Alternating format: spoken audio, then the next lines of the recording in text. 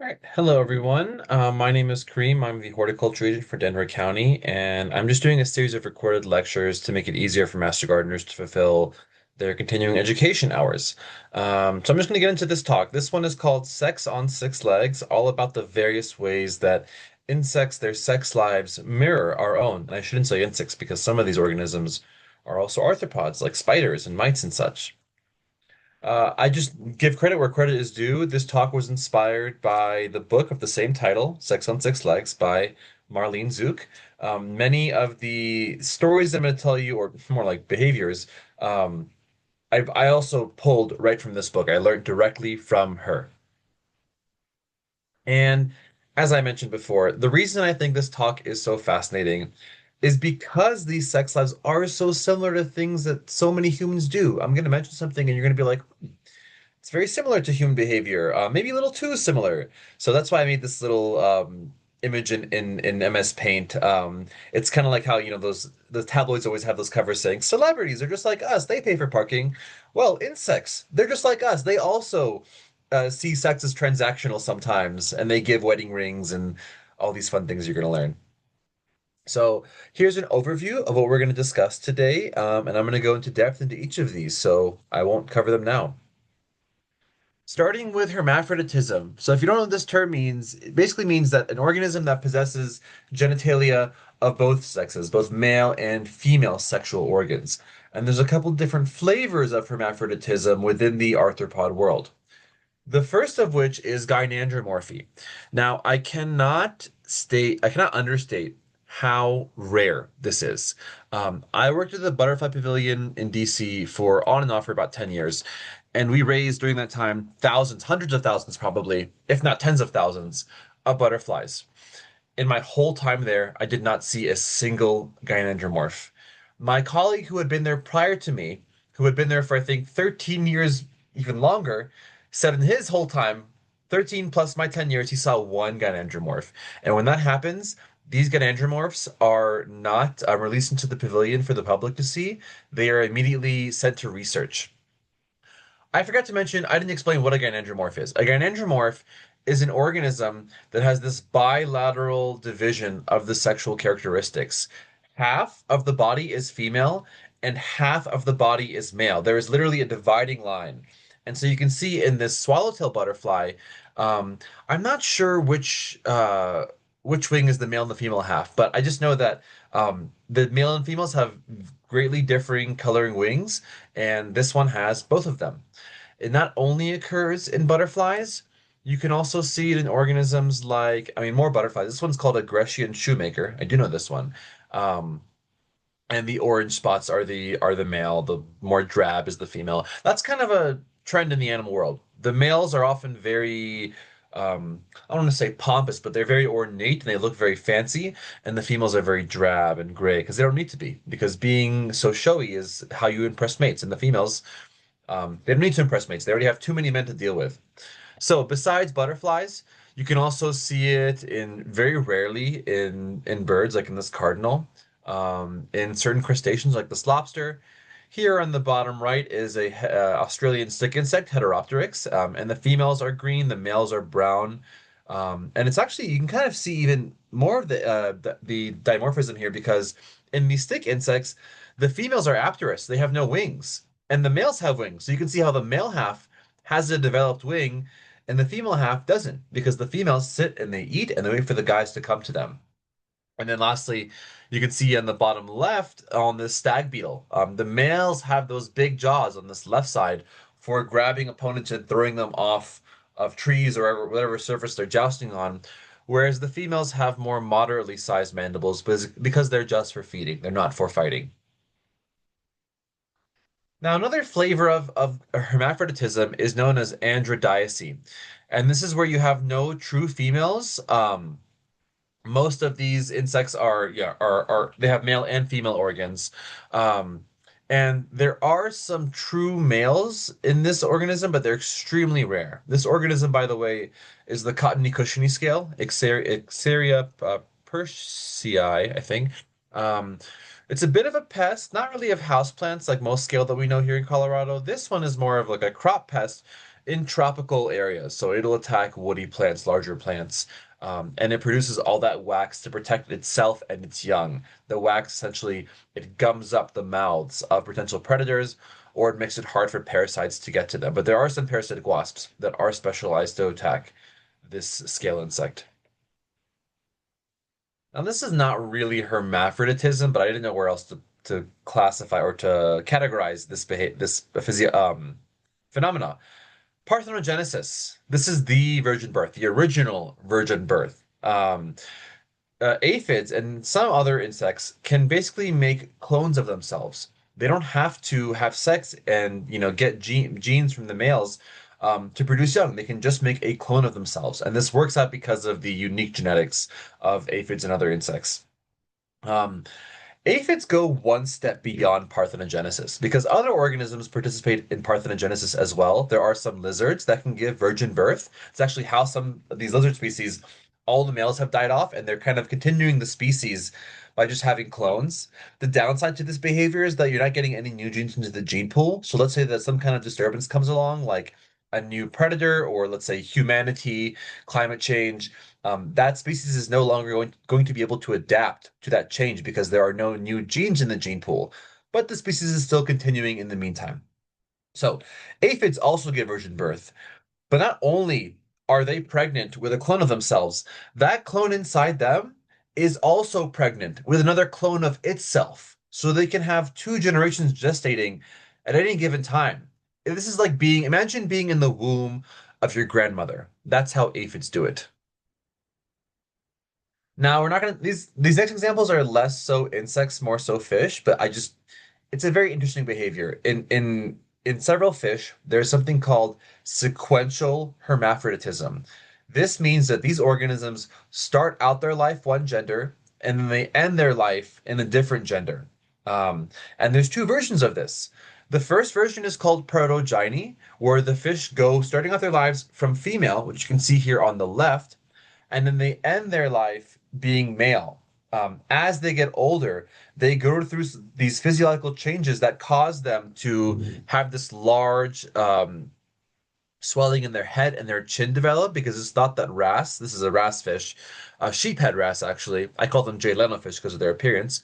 Um, Sheephead wrasse, they basically get mates by how bulbous and how crazy their face looks.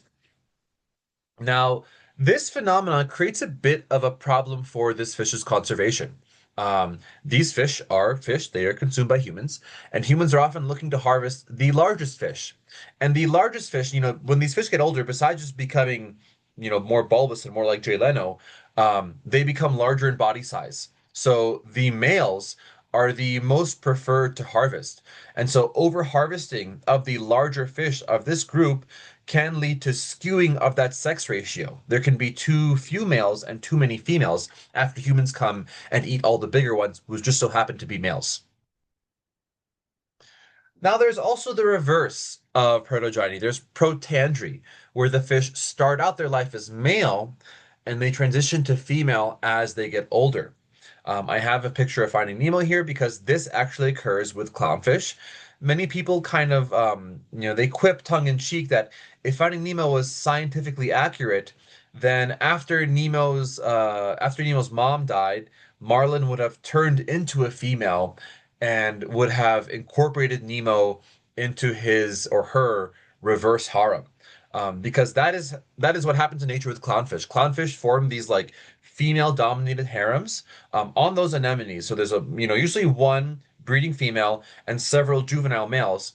If anything happens to that breeding female, she dies, she moves away, she gets eaten, whatever, it's usually the most mature male will then transition to female and take her spot as the breeding female. So not exactly kid friendly for a Disney movie. And this is another behavior that I didn't know like really where it fit in. I just had to tell you all about it. Anglerfish. These are kind of like I call them like a quasi hermaphrodite.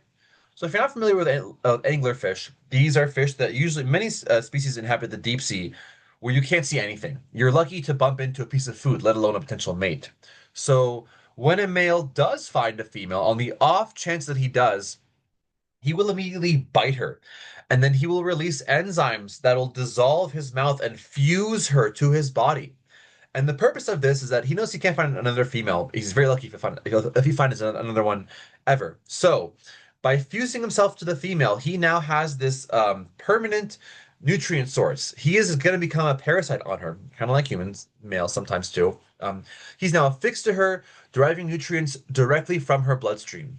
And in exchange, now his sperm, he becomes like a pair of testicles for the female. Sperm can flow directly from him to the female. So she doesn't need to find a male to mate with. She has it's almost like having a male in your purse. Um, and yeah, there have been females found with like up to 8 males fused to her because why put all your eggs in one basket if you can have more genetic diversity from more males? As long as you can support those parasites, it's worth it to her. Um, Another one that I had to tell you about, even though it's not insect related, um, penis fencing in aquatic gastropods. So there are many aquatic slugs and snails. We call these nudibranchs or sea hares. These are different groups. And these aquatic gastropods, these aquatic slugs and snails, um, they are all hermaphroditic. They all have, or most of them have both sex organs.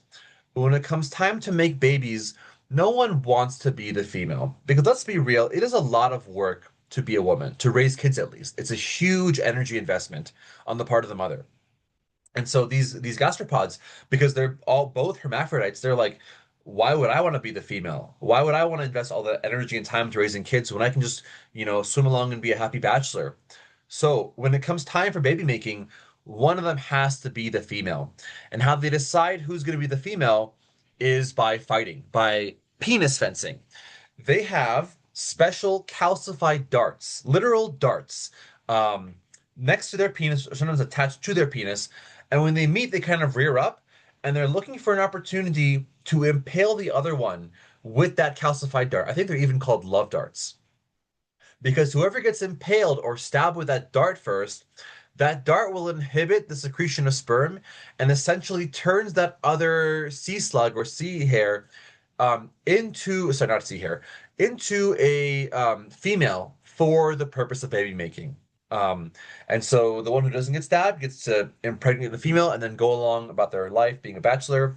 The one who gets stabbed now has to invest the time and energy required to raise children. All right, moving off of hermaphroditism, we're going to talk about homosexuality in insects. So, homosexuality occurs across many, not just insects, but also animals. Um, and people are often asking why. Why does this happen? Why is an organism, you know, the people are curious because insects that are engaging in homosexual behavior or who are engaging in behavior that is not leading to them having a kid, it seems like a waste of energy. Your whole purpose should be to go out there and get your genes out into the world. If you're not doing that, it kind of flies in the face of evolution. But there is a reason for it, or a theory, and that is kin selection.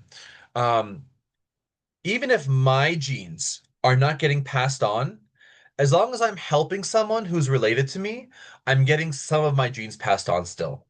This phenomena most commonly occurs in social organisms like in meerkats or in wasps. For example, in meerkats, there's only one breeding female with lots of other females who could have their own kids, but they don't. But by helping their mom take care of their siblings, they're still getting their genes out there.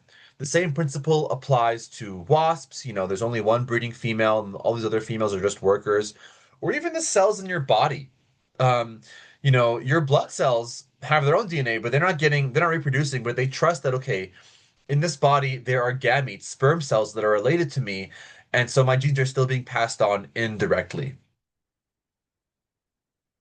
So there are many examples of this in the insect world. There are male-male same-sex interactions, as well as female-female same-sex interactions. And I'm going to go through each of these, starting with the most interesting, which are bed bugs. Bed bugs engage in a type of mating apart from the same-sex interactions, just their regular sex. We call it traumatic insemination because it is very traumatic. I'm going to show you why. The male, his thing, his Aedeagus, is like a knife.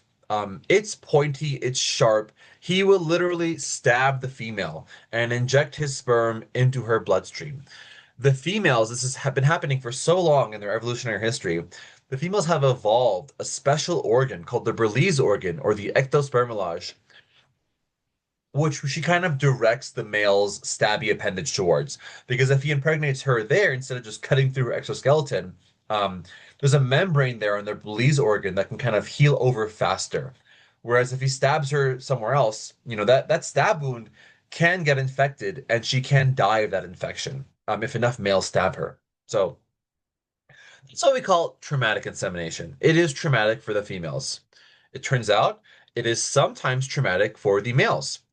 With bed bugs, both sexes blood feed. They're not like mosquitoes where only the females blood feed and the males sip on nectar. In bed bugs, both males and females are sucking your blood.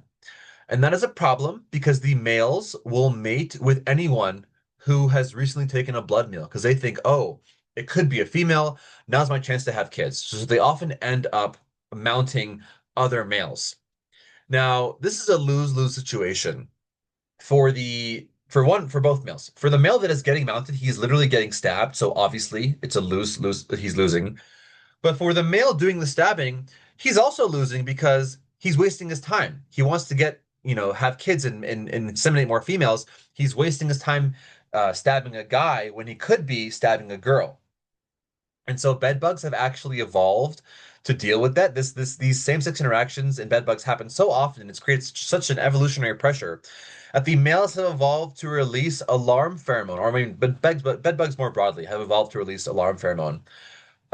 When a male is getting mounted by another male, he releases alarm pheromone saying, "Hey, I'm a dude, get off." And there was a really cool study, I think, that showed this happening. This researcher who was, I can only imagine him as the most quirky individual ever, because he was raising these bed bugs on his own blood, and his experimental design was that he took the bed bugs and he took some of them and painted over their alarm pheromone and kept some of them with their alarm pheromone gland exposed. And the guys with their alarm pheromone gland painted over, they got mounted for longer because they could not communicate to these lascivious males that they were not interested or not the one that they're looking for. They're not females. So, the more you know. Next up are same-sex male-male interactions in fruit flies. And I've been told when I explain this one that people think it reminds them of homosexuality in ancient Greece. So let me explain it and you can draw your own conclusion. So fruit flies engage in courtship rituals to court females. And you can see kind of an overview of what that courtship looks like here on the left. Now, adult male fruit flies can recognize other mature adult fruit flies. The problem, though, is that when a fruit fly emerges, right after it emerges, those immature males, they still don't have the chemical signature of the mature male until a little bit after they mature. They have to basically come out and then kind of harden their exoskeleton before they are recognized as male. That leads, um, that leads to this interesting behavior where the mature males will perform their courtship dance for these immature males because they don't recognize those immature males as males. They don't have the chemical signature of a mature male. They think, oh, it's just a female. So these mature males, they begin to court the females. The immature males are like, okay, dude, leave me alone, please.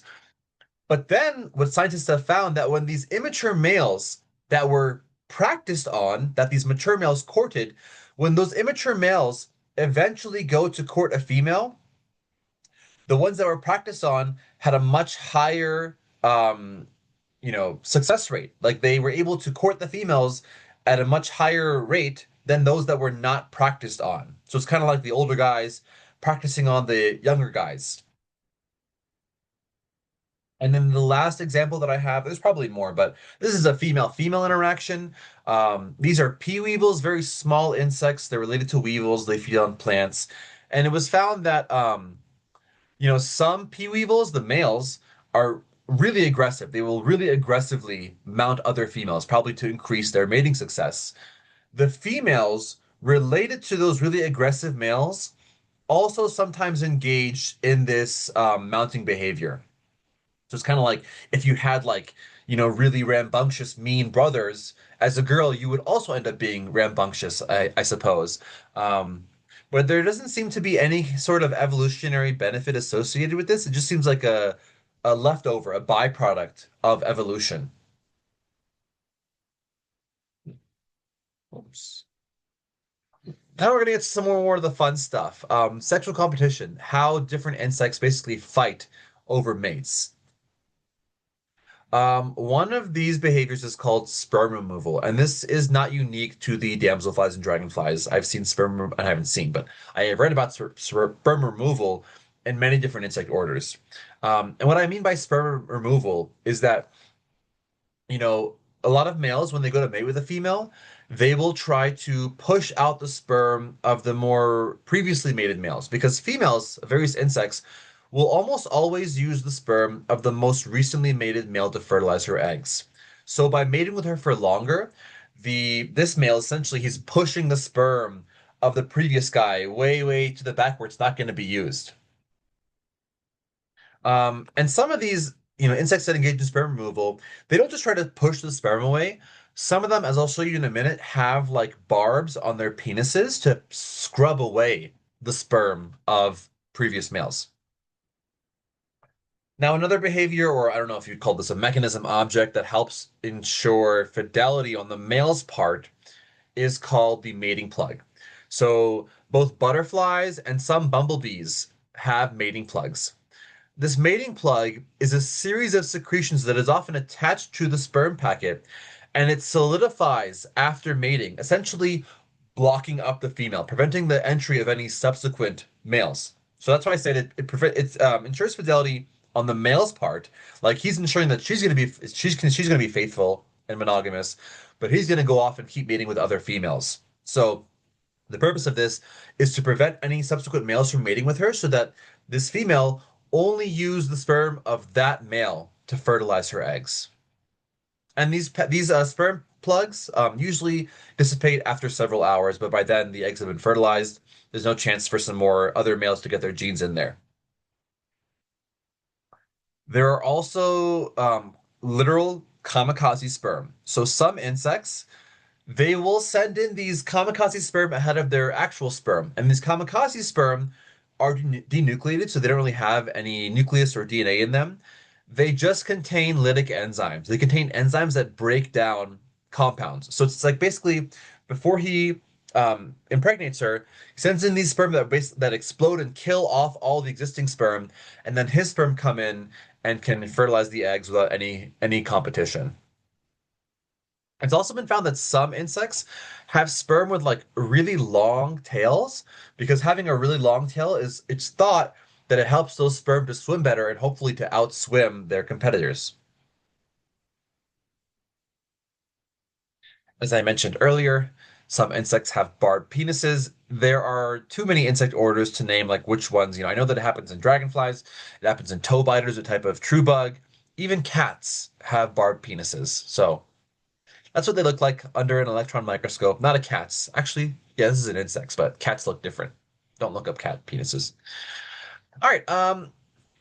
And speaking of sexual competition, I've been mentioning this insect for a bit now, the tow biter. This is the best father in the insect world. In most insects, the parents have the kids and they're like, okay, you're on your own. I had 500 of you, so hopefully one will survive. Um, and it's usually if there's any parental care involved, it's usually the female providing that. The females will some female true bugs will guard their eggs for a short period of time. Earwigs do the same, but it's never the male. In the toe biter, though, the male is the one that provides the parental care. The females will actually glue her eggs, to the backs of the males, and the male is now responsible for cleaning those eggs, for taking them to the surface to get air, for oxygenating them. So he does all of the care. Now, it's not all, warm and fuzzy. There is a bit of trickery involved here on both sides. One, the males will try to mate with the female for as long as possible to push out the sperm of the previously mated males. He will even kind of like guard her or like remain attached to her to make sure that no one else mates with her. Talk about clingy. Um, and he also has a barbed penis. Now, on the female side, He does that because she will try to glue the eggs of males that are not related to him. She will try to cuckold him, basically, and she often succeeds. The males will end up caring for eggs and investing energy to raise kids that are not theirs. Also, these insects, they have a bit of like a nasty bite. They're called toe biters because if you harass one, they can bite you. It does hurt, but they are extremely rare. You only find them in the healthiest of the healthiest water, and they only harass you if you harass them first. This is Darwin's beetle, a type of stag beetle, and I encourage you all to look up a video of these guys narrated by the great David Attenborough. They have these really long horns because what they do is kind of like stag beetles, they use them to grab prey and fling them. These guys use them to hook their horns underneath the wing covers of other beetles and then grab them and then throw them into the air. But it's just funny, like watching the videos of like how much force they can generate to pull those beetles off. And they do this because they're often on trees looking for females. They run into another male, they fight, they throw the other one off. The crazy thing is like once he finds a female, he will use the horns to kind of as a restraining cage to trap her from going anywhere while he inseminates her. And then once he's done with her, he will also pick her up and throw her off the tree too. It's kind of like, your Uber's here. Get out of my apartment. Um, this is the a water boatman. These insects are in a talk about sex lives because they can produce the loudest sound in the world relative to their body size, Um, and they produce that sound by rubbing their penis against their abdomen. So we call this stridulation when they rub two body parts to make a noise. And the reason that they rub their penis up on their stomach essentially is to attract mates. Enough said. All right, now let's talk about the nuptial gift. The nuptial gift is something that the insects or arthropods have to find in their environment or produce and then give to the female. I don't want to say in exchange for sex, but the purpose of the nuptial gift is to prove to the female, hey, I was fit enough to get this thing for you, therefore you should want to have kids with me because then our kids will also be fit and they'll be able to acquire nuptial gifts for their potential partners. The nuptial gift takes on many different forms. Sometimes it's like a little packet of nutrients, like in the spermatophore. Sometimes it is a prey item, an insect that has been caught and killed and presented to the female. Sometimes the nuptial gift is the animal's body itself, the male's body. So we'll see. This is what one of those spermatophores looks like on a katydid. And what you're seeing here is a spermatophore that was not to the female's liking. It wasn't bountiful enough. Um, so the spermatophore, the packet of nutrients is often appended to the sperm packet. If the male does not provide enough of a nutrient packet with his sperm packet, the female can reach around to her own oviduct, like this one is, and pluck out his sperm packet to eat. Because what she's doing right there is is exerting an evolutionary pressure on the males to produce an even more bountiful nuptial gift because when you're pregnant you're hungry, she needs food to support her kids, and if he is not providing enough food, then his genes are not worth it. I'm just going to get rid of his genes and eat the packet. I'll wait for a male, or I'll pressure evolution to give me a male that'll produce more of a feast for me so that my kids will have enough food. um the nuptial gift exchange is usually a male giving it to a female. There is one example of where these roles are reversed in a type of woodlouse. Actually, sorry, they still do. The male is giving the female the nuptial gift, but it is the female who is kind of like, I'm not really explaining this well. Basically, in these woodlice, the males have the vagina, the females have the penis, and yeah, the nuptial gift reversal is still the same. There is one insect where it's actually the males that have the nuptial gift, and the female is the one who is like who is giving the gift to the male. I couldn't find a picture of that, but again, it's another woodlouse, very small insects that feed on decaying organic matter. You can find them beneath tree bark. Yeah. Besides like a packet of nutrients, this nuptial gift can also be a prey item. So here are two hanging flies. They are kind of related to crane flies. And this one is on the left is the male, and I can tell that because he just gave the female this, big fly to eat. And while she's eating, they're mating.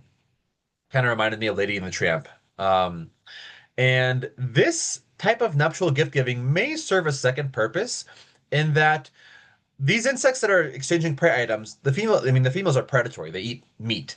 And so sometimes they will try to eat the male, but if her mouth is full and she's full, she's not hungry, she's less likely to try and eat him. Another example of, or I think we skipped over some examples actually. Let me see real quick. Oops.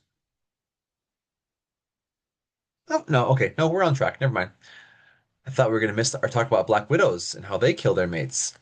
Um, so another example of this is more like sexual deception are orchids and their wasps. So some orchids, or orchids mimic the appearance and often the scent of wasps, specifically of female wasps in the family Thynidae. Because what these orchids are trying to do is they're trying to trick male wasps of that family of coming to the flower, trying to have sex with it. In the process, they are going to end up pollinating it, and the wasp is none the wiser, and the orchid gets its pollination done out of it. So for the orchids, it's a win-win. For the wasp, he wasted some energy, but at least he didn't die. He's not like injured or anything. Now let's talk about aggressive mimicry, which is where an organism actually mimics its prey in order to avoid being correctly identified to help it to catch that prey. Some examples, this is the viper-tailed cobra, or yeah, spider-tailed horned viper. I think they found it in Iran, and their tail looks kind of like a little spider, which is meant to attract birds who come thinking they're getting an easy meal, and then they get eaten by the viper. Another example would be the tongue of a snapping turtle, which looks a little bit like a little worm, which they then waggle around, and it attracts fish to their doom. This phenomena also occurs in insects. One of the most popular examples is in fireflies. So we don't really have a lot of fireflies here in Colorado, but on the East Coast, they are abundant for now because they're very sensitive to pollution. Um, and there are two genera that engage in, I guess I'd call it sexual espionage. It's a prey-predator relationship. Photinus and Photiris. Here on the left is Photinus, on the right is Photiris.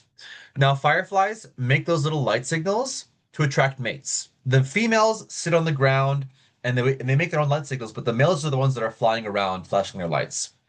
These light signals are also species specific. Different species make different light signals. And Photinus, the males of Photinus, are able to produce these defensive steroids, these lucibufagins, that essentially, when they're being attacked, they excrete these chemicals and it gums up the mouths of predators and also kind of poisons them. Now, the females of Photurus prey on the males of Photinus. And they do this, they lure them towards them by copying the light signals of the Photinus females. So these Photinus males think, oh, that's a Photinus female. I'm going to go and I'm going to have kids now. I'm going to get lucky. And they end up on the worst date ever. The Photurus females, once they've gotten the male within striking distance, they hop on him and try to eat him. And part of the reason that they're doing this is because they want to steal those those defensive steroids, to steal them and recycle them for her own use. So as she's eating here, it's kind of a race between the male and the female. The female needs to eat the male before he can release all those chemicals, and the male needs to release those chemicals before he gets eaten. Um, and there's a really good video on this from Deep Look. It's a PBS subsidiary on YouTube where it kind of describes what I just did, but with more videos playing. I can't play too many videos because otherwise YouTube will flag this as copyright. And here's a droplet of one of those chemicals being exuded by the male. Another example of aggressive mimicry is in the bolus spider. So this is a type of orb weaving spider. Orb weavers are those spiders that make those big circular webs. But the bolus spider doesn't make a web, or in the typical sense that we understand.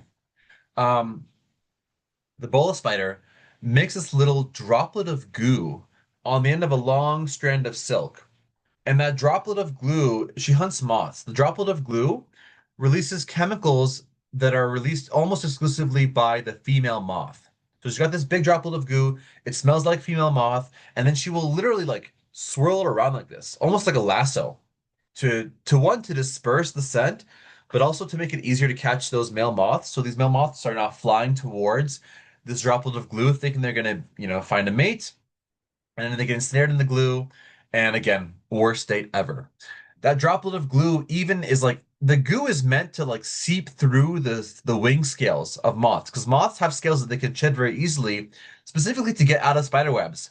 But this glue, it seeps through those scales, making it impossible for the males to escape.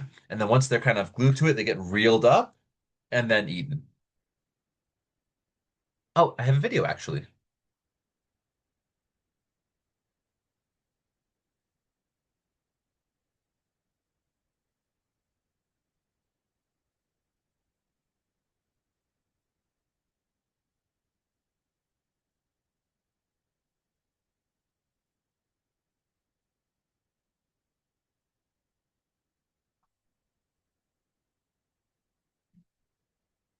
Yep. Okay. Next up are entomopathogenic fungi. Let me just make sure that my sound is working here. Yep. All right. Slideshow, current slide. So these are fungi that spread from insect to insect like a disease. Um, some species of these fungi are used as commercial biocontrol agents. I'm not talking about any of those today, just the ones that occur in nature because they're cooler. And these fungi have evolved some really cool ways to manipulate their hosts to aid in the dispersal of their spores. One of these fungi occurs, actually, two of them occur in Colorado, and I know all three occur in the United States. And this one is pretty common in Colorado. Like I find it near streams, like in Morrison and in Evergreen, like around Beaver Brook. Um, this is called fly death fungi. And the way that this fungus works is that it consumes the bodies of flies. Once it has finished eating a fly and it's ready to emerge, it will cause that fly, this is the one that was first infected, to release chemicals from its mouth to glue it down to the surface that it's on so that it doesn't get blown away. So the spores have a permanent fixture to be dispersing off of. Um, and then it also begins to release sexual signals. And the problem is that this goo was not only released from the mouth, it was also released from the other end. And so other flies are now attracted to this corpse because they it's a sexual signal. They think they're going to mate. They try to mate with the corpse, and then they end up being glued to it. And so now not only are they doomed, but now they're going to drag this corpse along with them and spread these spores to all their other fly friends and get everybody sick. So, and I would show you all this video, but I don't want to get this video taken down for copyright. So if you have time, just look up true facts, how fungi control the minds of the insects they eat.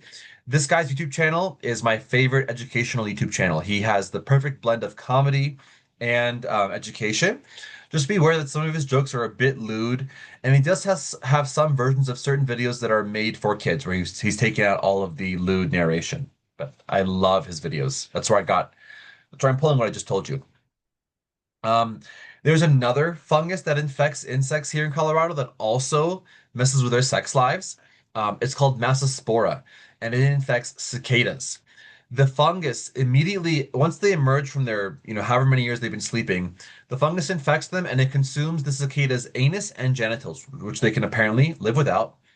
It then begins pumping the cicada full of caffeine and psilocybin. Well, not caffeine. It's a stimulant like caffeine called cathinone and psilocybin, which is the active ingredient in magic mushrooms. So the infected cicadas are now very amorous. They're the life of the party. They're going to be clamoring all over their friends and getting them sick with the spores. This fungus also messes with the sex lives. If it infects a male cicada, it'll make that male cicada produce the female's call because there's always more females than males. It'll attract more males to their untimely infection and doom. I think I can actually play just for you what that call sounds like, the call manipulation. Let's see.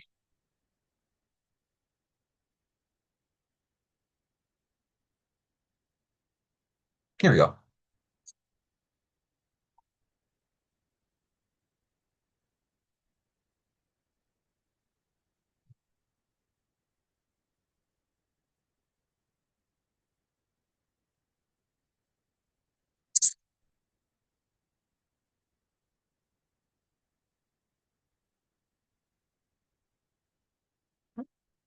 Oh, well, stuff.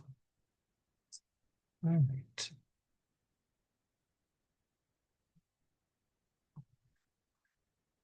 All right. More sexual manipulation, sexual espionage are blister beetles, and digger bees. And I have a video to show you again for this one. Hopefully, it doesn't get.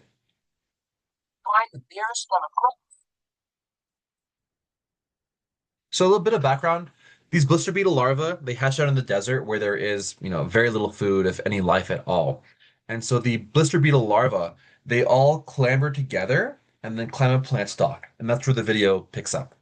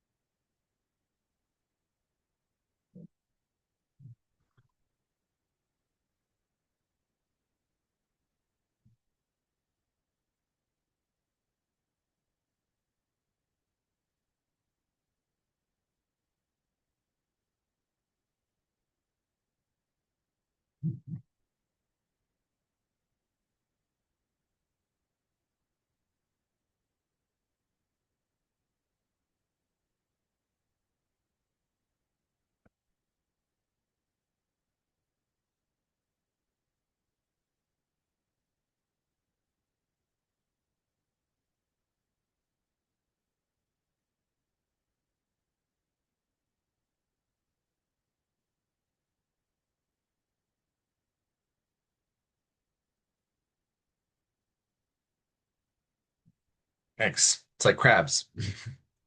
All right, and we're gonna finish up just talking about deadly sex. So insects that die during sex.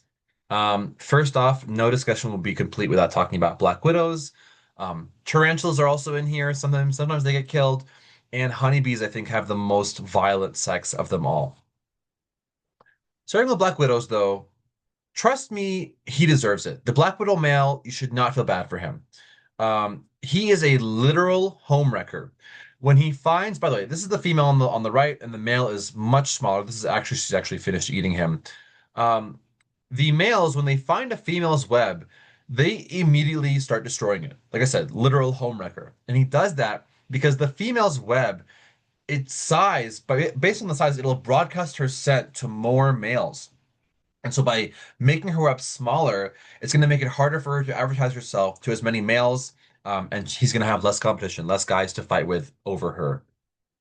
He also engages, and besides just like destroying the web, if other males approach the web to try to mate with her, he will fight them off because he wants to be the only one for her.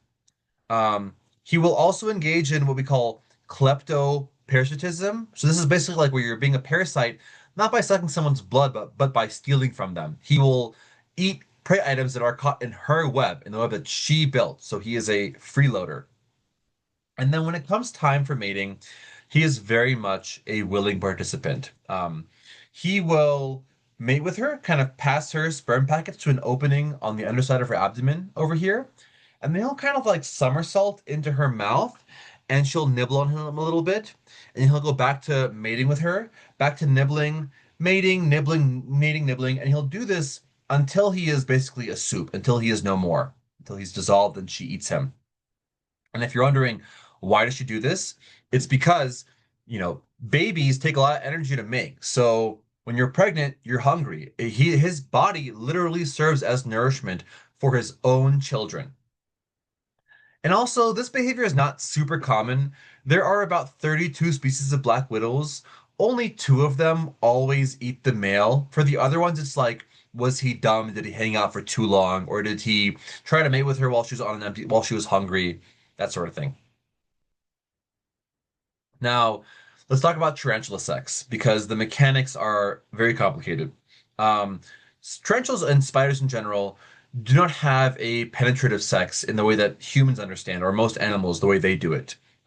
For spiders, it is more of like a handoff, like here you go, go, it yourself.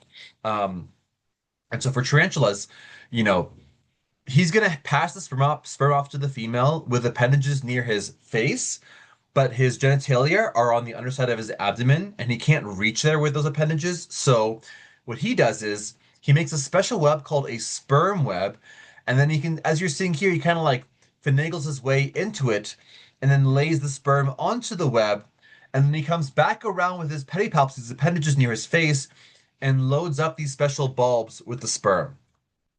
So, the genitalia are back here on the underside of the abdomen, and then the bulbs that are going to hold the sperm are here at the tip of his pedipalps, these little arm-like appendages. Because spiders have 8 legs, one, two, three, four, five, six, seven, eight, and then two pedipalps. These are used also for restraining, like holding prey in place, but they also have a role in mating. Oops. These are those bulbs. So only the males have those palpal bulbs. They load up full of the sperm to pass to the underside of the female. Another way that you can distinguish males, if you can't see the palpal bulbs, is by their tibial hooks. So the males have these little hooks on their front legs, which serve a specific purpose, to prevent him from getting eaten. When he finds a female that is receptive, first off, he has to kind of probe if she's receptive by playing her a song. Tarantulas are blind, they can't see, so he has to communicate through touch. And what he does is he will tap the web rhythmically, like almost like he's knocking on her door. And that announces, hey, I'm a mate, not a meal. He may still get eaten. If he kind of, determines that she's in the mood, he'll approach her very cautiously. And what he's trying to do, he's trying to get into this position. To do that, though, he has to get these hooks latched onto her fangs. Only once he's got the fangs restrained with his tibial hooks can he initiate mating, because he is literally right there in the thick of it. He's staring her fangs down straight in the face. She's gonna feel bitey. She's gonna try to bite down at any time. So by having her fangs restrained, he can pass sperm to her without getting eaten. And so while he's doing this, he's going to be tapping her underside with his pedipalps, looking for that opening to pass the sperm to her. It sometimes takes the males a long time to find the opening, sometimes too long, and the females get grumpy and they eat him. And then once he's done, he has to back away and get the hell out of there ASAP because she's going to be hungry. And here's a video of it happening.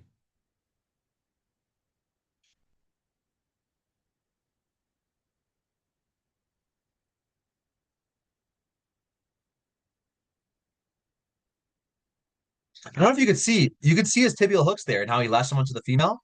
Let's me back up a little bit, actually. Right here. You see that tibial hook?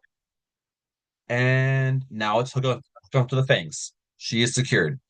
And you can see him tapping around with his pedipalps. Like I said, it takes them a while to find the opening sometimes. All right, and we're gonna finish out today talking about honeybee sex, the most violent sex there is. Honeybee females, this is the female, the queen, and the male on the right side, can mate with up to 12 males in a single nuptial flight. Um, and she does that because you don't want to put all your eggs in one basket. Different males have different genes for different, that provide different benefits. Maybe some males have good genes for pollen collection, while others have better genes for, grooming off varroa mites or for withstanding cold. So you want to have a diversity of genes. All this mating, by the way, it happens mid-air. I don't know how many feet off the ground, far from where we can usually observe it. Now, um, what happens is the males will climb on the female mid-air and mate with her. Once he has finished, so to speak, his aediagus, his sexual organ, will literally explode with an audible pop, and then he will fall to the ground and die of desiccation, die from drying out, from having a giant hole in his body where his aediagus, his thing, used to be. Um, and then the next male will clamber on mid-air and remove the remains of the previous male. I forgot to mention that his exploded aediagus kind of remains in the female, almost like a mating plug to block the entry of any subsequent male. So the next male climbs on, tries to mate with her, his thing explodes, he dies, falls to the ground, etc. And the females will go through, up to 12 males like this. They can sometimes do less, but 12 is I think the higher end of what's been recorded. Um, you know that your queen has mated when she returns to the hive with what we call the mating sign, when she has the remains of the most recently mated male still attached to her. So that is the last male's thing still in her. Now, This is gonna sound bad. That's a lot of sperm for a female to hold on to from 12 guys.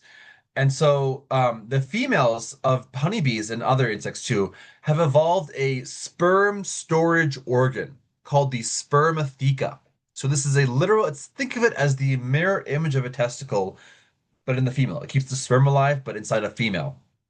And she has a literal valve on this so that she can release sperm as needed. And she needs that valve because if she uses up all her sperm, the honeybees, the workers can kind of like they can sense when she's running out of sperm and she's like no longer viable as a queen, and they'll replace her or kill her or get rid of her. So she has this the valve to release sperm as needed, and she can even exert a considerable amount of control over which sperm she uses to fertilize her eggs. We call this sperm bias. Early research suggests, it's not concrete yet, but it suggests that the females can actually select for the sperm based on the colony's needs. More varroa mites, I want the genes of the males that are better at grooming. Colder temperatures, I want the genes of the males that are better able to withstand the cold. So the bees are just doing all these crazy things that we would never have imagined. And then no discussion of male bees would be complete without talking about drone evictions. Um, the male bees are built for one thing, finding females. They have these massive eyes, bigger than most bees, to help to find her. Um, these male bees, they don't take care of themselves. They can't feed themselves. They can't feed others. They don't take care of the colony. They don't collect honey or nectar or pollen. And so they are really useless. And in the winter, the hive is kind of strapped for resources. They don't have any extra pollen or nectar to waste on these freeloading males. So every fall, all of the males are kicked out of the hive to die in the cold because they would just be a sap on the resources over the winter. Um, Sometimes females will even like the one they'll chase them out of the hive, and if they try to climb back in, they'll chew up their wings so they can't fly back in. Um, yeah, don't feel bad again. These bees do nothing. They're just a sap on the resources, and more males will be produced next year during their mating season. The fact that this hive is even able to produce so many drones is a sign that it is healthy because drones are again a huge energy suck. Oh, I have more actually. And so there's also a bit of like what I call pseudo pedophilia in the insect world. Um, obviously immature insects lack genitalia, and so they cannot mate. But there are a lot of examples that kind of like sit on the line of like males trying to mate with like almost juvenile insects. You'll see what I mean. The first example is fig wasps. So if you don't know, figs in the wild are pollinated by this special kind of gall wasp that crawls into the fig. It parasitizes some of the fig florets. It makes them into galls, and it leaves some untouched. That's how the fig ends up producing seeds. Now, some of these galls contain males, some contain females. The males will cut themselves out of their own gall, and then they'll cut an opening into the female's gall. She's still an adult female, but she hasn't emerged yet. So she's kind of like, juvenile, but not really. And then the male has a very long sexual organ, which he will then guide from his own gall into the female's gall to mate with her while she's still in there. And then he'll die right after. And hey, if you want to see a video of this, look up The Queen of Trees. It's an hour-long documentary about fig trees on YouTube for free. And it talks all about the various relationships that figs have with the fig wasp, with other animals in the rainforest. And it also goes into depth. It shows you a video of what I'm describing right now. I love the narrator. He says he cuts into the female's gall, not to let her out, but to let himself in. Yeah. The salt pool mosquito also engages in, I think it more appropriately called as pedophilia. Um, these mosquitoes have these special front arms, which you can see here in the top right. And these mosquitoes, they inhabit crab holes in New Zealand, but they have these front arms specifically for picking up other mosquito pupa. This right here is a mosquito pupa. So he goes around looking for mosquito pupa, picks them up, and then when it emerges, if it's a female, he will immediately mate with her. And he's going to be the first one to mate with her because, obviously he beat every other guy there. She just emerged. If it ends up being a male, he's like, ah, no use to me, throws it away, and then goes looking for another pupa to pick up, hoping that it's going to be a female. And let's see how much more we have here. Okay. Um, there's also a phenomena called pedomorphosis, or A very similar phenomenon is also known as pedomorphosis and what is it?